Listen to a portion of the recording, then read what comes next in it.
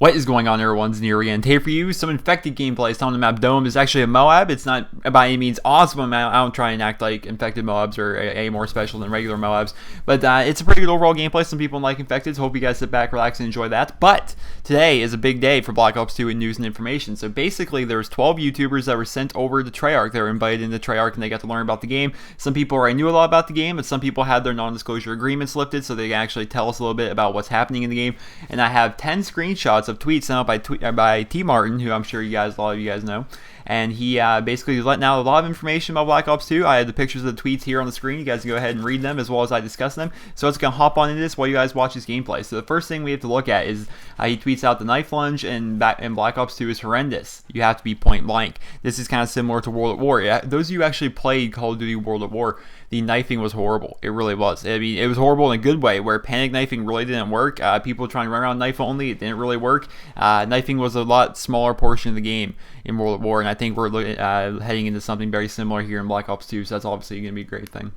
Second thing he tweeted, objective markers do fade out when you're aiming down the sight at them, just like in Black Ops 1. This is something that Modern Warfare 3 had a problem with. When you would ADS like downrange, and there just so happened to be the B flag right there, the B flag would actually cut off a portion of your vision, making it a little bit more difficult for you to see, whereas in Black Ops 1, it was actually pretty easy. I mean, in Black Ops 1, you like ADS down towards the flag fades away, giving you your full field of vision, which is definitely a good thing, so definitely happy about having that back in Black Ops 2. Another one he wrote out is, yes, gold camo returns in Black Ops 2, gold primaries, gold pistols, gold crossbow, gold launchers, and gold riot shields. What does this mean? This is the first game where we can have gold on stuff other than our primaries. So, COD 4, there were gold weapons. There were only 5 gold weapons in there. Modern Warfare 2, no gold weapons. World at War, there was no camos at all. Black Ops, there was gold weapons. It was pretty easily attainable once you hit 14th Prestige. All you do is buy them with the COD point system. Gold weapons in Modern Warfare 3, obviously. All you gotta do is get the gun up to the highest rank, I think level 31. But in Black Ops 2, we have no information as to how you get gold guns, but you can get gold in your primaries. You can get them on your pistols, which is completely new. You never been able to have these on secondaries before. Get on your crossbow, on your launchers, and riot shields. That's either a good thing or a bad thing. Gold riot shields sound cool. People with golden stinger missiles does not sound cool. We'll see how that plays out. Let's hop on his next tweet. There's a mustache reticle in Black Ops 2. What does that mean to you and me? I mean, of course, mustache reticle. You're like, that's kind of cool, kind of, yeah. But what that says to me is this is basically confirming that there are custom reticles coming back in Black Ops 2, which is one of the coolest things about Black Ops 1. Personally, I rock the triangle. I love the triangle sight on Black Ops 1. I don't know why. It looked cool. It was like a neon triangle as my sight. And there's also other cool ones like smiley faces and yin yangs and all that cool stuff. So it's pretty awesome that there's going to be a mustache reticle. I'm pretty excited about that. I think everyone is. The fact that there's just going to be reticles in general. You customize them, no longer just a boring little dot. Let's hop on this next one. You can play combat training and earn multiplayer XP. Can only rank up to level 10 though.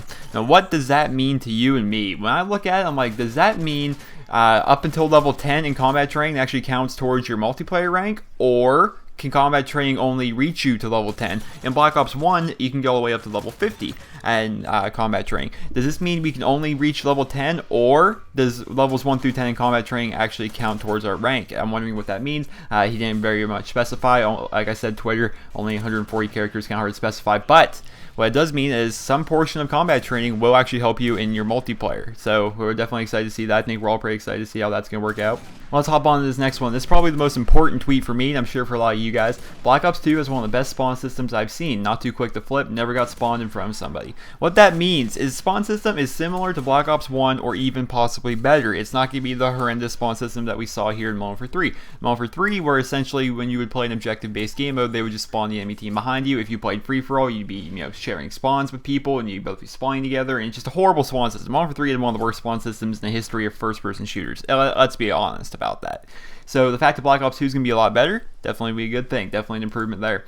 We're hop on to this next one. He writes, theater mode has dolly cam, in-game or in-lobby game save feature, and all new highlight feature. With the press of a button, it will cut together all. What does that mean? In-lobby, let's say you get a really good game and you want to save that to theater. No longer we have to stop, back out the theater, and put it in there. Many times we had to do that in Modern Warfare 3, we had to do it in Black Ops as well, where like we would get a Moab or something like that, and I wasn't recording. Like, all right, well, I'm gonna back out of this lobby so I can go put that in my vault. Therefore, I'd be able to record it later.